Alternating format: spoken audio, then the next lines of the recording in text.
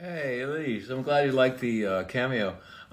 You ask a complicated question.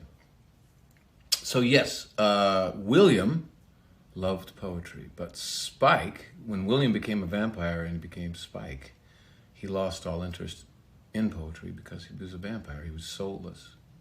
I think once Spike got his soul back, there would be an interest again in language and in poetry.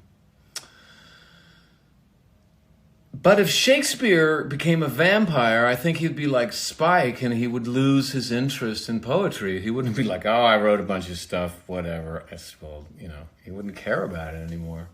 So, like, I can imagine, like, Spike with a soul meeting Shakespeare, vampire Shakespeare without a soul, and Spike would be totally geeking out, like, oh my God, you wrote the most amazing language, it moves me. And like, Shakespeare would be like, oh, I don't care about that. It was all crap anyway.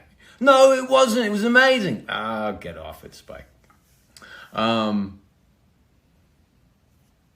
If Shakespeare, vampire Shakespeare with a soul met Spike without a soul, Spike would just eat him.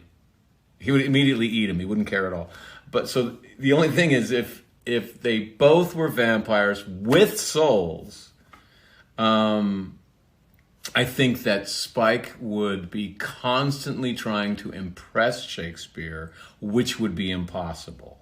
And he would be constantly angry at Shakespeare for not being impressed with his poetry. So Spike would be like, oh yeah, I wrote this one. What do you think about this one? Shakespeare like, it's not bad. It's fine. What do you mean fine? It's freaking genius. Well, maybe not genius is the word. So... So I think that they would have a lot of friction. I think that they would have a lot of friction no matter what.